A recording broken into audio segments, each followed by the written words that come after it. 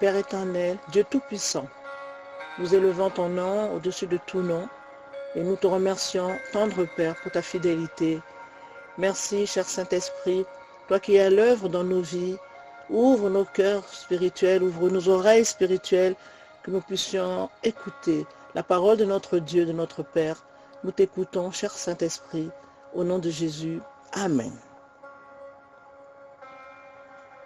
Bien-aimés dans le Seigneur, je suis heureuse de vous retrouver aujourd'hui. Nous allons être ensemble et passer des bons moments ensemble pour la gloire du nom de Jésus-Christ. Nous allons prendre nos Bibles et nous allons lire dans le livre de Marc. Dans le livre de Marc, nous lisons au chapitre 15, du verset 42 au verset 46. Je lis au nom du Seigneur Jésus. Le soir étant venu, comme c'était la préparation, c'est-à-dire la veille du sabbat, arriva Joseph d'Arimathée, conseiller de distinction, qui lui-même attendait aussi le royaume de Dieu. Il osa se rendre vers Pilate pour demander le corps de Jésus. Pilate s'étonna qu'il fût mort si tôt, fit venir le centenier et lui demanda s'il était mort depuis longtemps. S'en étant assuré par le centenier, il donna le corps à Joseph. Et Joseph, ayant acheté un linceul, descendit Jésus de la croix, l'enveloppa du linceul et le déposa dans un sépulcre taillé dans le roc. Puis il roula une pierre à l'entrée du sépulcre. Que Dieu bénisse sa parole. Bien-aimés dans le Seigneur, nous allons ce soir parler d'un homme de la Bible que nous connaissons tous très bien et qui a joué un rôle capital dans l'histoire de notre Seigneur après sa mort. C'est cet homme-là, nommé Joseph d'Arimathée, que Dieu notre Père avait choisi pour aller demander le corps de Jésus à Pilate, et il fallait descendre le corps de la croix et l'amener dans le sépulcre. C'est ce que avait fait Joseph d'Arimathée. J'ai intitulé cette exhortation « Le courage d'un homme ». Le courage d'un homme, et cet homme c'est donc Joseph d'Arimathée. Joseph d'Arimathée, qui est Joseph d'Arimathée? Joseph d'Arimathée, c'est un membre respecté du Conseil supérieur des Juifs. Il est conseiller, il est distingué, il est fort considéré, il est honoré, il est estimé, il est éminent, il est respecté. Et c'est un notable du tribunal religieux, donc du Conseil supérieur des Juifs. Voilà Joseph d'Arimathée. Il n'était pas n'importe qui. Il avait parmi les Juifs dans une haute position, une position respectée. Et c'est cet homme-là que Dieu a choisi pour aller réclamer le corps de Jésus. La Bible nous dit au verset 43, « Il osa se rendre vers Pilate pour demander le corps de Jésus. » Il osa. Il avait certainement fallu beaucoup de courage à cet homme, à Joseph d'Arimathée, beaucoup de courage pour aller demander le corps de Jésus. Parce qu'il n'allait pas demander le corps de Jésus à n'importe qui. Effectivement, le préfet romain de l'époque s'appelait Ponce Pilate. Ponce Pilate est donc le préfet de l'époque, le gouverneur de Judée. Il incarne le pouvoir romain. Il incarne la grande Rome. La Rome dominante, la grande Rome, donc c'est un responsable, un des grands responsables parmi les Romains.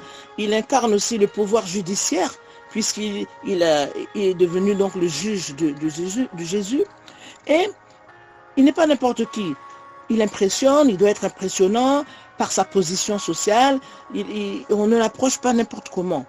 De même, de nos jours, nous n'approchons pas n'importe comment certaines autorités. On n'approche pas n'importe comment un président, un ministre, quelqu'un qui est élevé dans la société. On n'approche pas n'importe comment. Il y a des us, il y a des coutumes, et c'est devenu naturel, c'est naturel.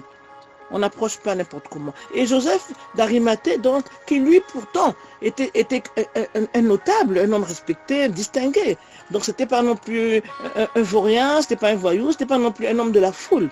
C'est un homme qui était sorti de la foule par sa position sociale. Mais il a osé. Si la Bible nous dit qu'il a osé, c'est qu'il lui fallait du courage. Il fallait beaucoup, beaucoup de courage.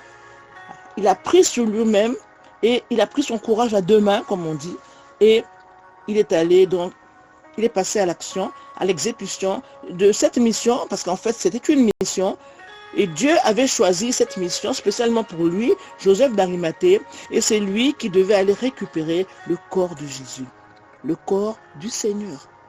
Et nous savons que ce n'était pas n'importe quel corps, c'était le corps du Seigneur. Mais il fallait quelqu'un qui ait du courage, même dans une position élevée. Mais il fallait avoir du courage pour aller demander à Pilate, au grand pouvoir romain, sachant que Pilate était aussi libre de refuser, c'est lui qui commandait. Il avait le pouvoir, il commandait, il pouvait aussi refuser. Mais il fallait bien que quelqu'un le fasse. Il y a des actions dans nos vies où Dieu nous a choisis. Nous aussi, Dieu nous donne des missions. Il donne la mission à toi, bien-aimé. Il donne la mission à moi, que d'aller faire telle chose. Quelquefois, c'est difficile. Il nous faut du courage. Mais pourtant, nous devons y aller. Donc, nous devons être courageux et accomplir la mission que Dieu nous a donnée. Comme ce jour-là, Joseph avait cette mission d'aller récupérer, demander à Pilate le corps de Jésus. Il s'est armé de courage. La Bible ne nous dit pas s'il a prié pendant des jours, s'il a prié pendant des heures, s'il n'a pas prié, s'il a pleuré devant le Seigneur. Seigneur, mais touche le cœur de Ponce Pilate, touche le cœur pour qu'il me donne le corps. Seigneur, je n'ose pas. Seigneur, viens avec moi. Seigneur, donne-moi tes anges, à qui m'accompagne. On ne sait pas. Mais tout ce que nous savons, c'est qu'il a osé. Et d'autres versions de la Bible disent qu'il a pris une décision courageuse. D'autres versions disent encore qu'il est parti courageusement. Courageusement, hardiment. Il fallait de la hardiesse. Il fallait s'enhardir. Il fallait prendre cette décision courageuse d'aller récupérer le corps de Jésus. Bien-aimés dans le Seigneur. Le Seigneur veut nous dire que nous devons avoir du courage. Il y a des décisions que nous devons prendre dans nos vies. Nous arrivons souvent à la croisée des chemins, comme on dit, où il faut prendre des décisions. Et pour ça, il faut avoir du courage. Beaucoup de courage. Sans le courage, on ne pourra pas. Mais la bonne nouvelle, c'est qu'il y a quelqu'un qu'on appelle le Saint-Esprit qui est là, avec nous, pour nous donner du courage, pour nous rendre courageux. Dans Jean, chapitre 16, au verset 33, il est dit, c'est le Seigneur Jésus qui parle, « Vous aurez des tribulations dans le monde, mais soyez courageux, moi j'ai vaincu le monde. » Parce que Jésus a été courageux. Lui aussi, dans le jardin de Gethsémani, quand il allait vers son calvaire, quand il allait vers la croix pour être crucifié, à un moment il s'est arrêté. La Bible nous dit qu'il y a des grumeaux de sang qui sortaient de son front. Hein? Il transpirait, mais ce n'était plus la transpiration de l'eau, c'était du sang. Tellement la pression était dure. Hein? Mais il a dit, non pas ce que je veux, Père, mais que ta volonté soit faite, ce que toi tu veux. Et il a marché jusqu'à la croix. Il a pris tout son courage pour nous, pour que nous aussi, dans nos vies, quand il y a des décisions à prendre, quand le Seigneur nous envoie dans des missions, quand le Seigneur nous dit de faire telle chose, on n'arrive pas à le faire, mais nous devons regarder à Jésus qui a dit, soyez courageux, moi j'ai vaincu le monde. Et si Jésus a vaincu le monde, il a vaincu pour nous. Pour que nous aussi, dans des situations qui se présentent à nos vies, où le Seigneur nous met devant des situations où il nous dit, soyez courageux, je suis là, moi j'ai vaincu le monde. Comme ce jour-là, Joseph d'Arimathée a pris son courage à deux mains et il a osé se présenter devant le pouvoir romain, devant la grande Rome incarnée par Ponce Pilate, demander le corps de Jésus. Nous allons prier. Tendre Père Dieu Tout-Puissant, merci. Merci Seigneur parce que c'est vrai, nous savons ce qui est derrière nous, mais nous ne savons pas ce qui vient devant nous. Et si aujourd'hui tu nous parles du courage et tu nous demandes d'avoir du courage, c'est qu'il y a des choses qui arrivent devant nous où nous devons nous armer de courage et prendre des décisions courageuses. Parce que de toute façon, tu es avec nous. Tu as vaincu le monde avec nous et pour nous. Merci, cher Saint-Esprit, pour le courage que tu insuffles à chacun de nous et que le nom de Jésus-Christ soit glorifié. Au nom de Jésus, Amen. Amen.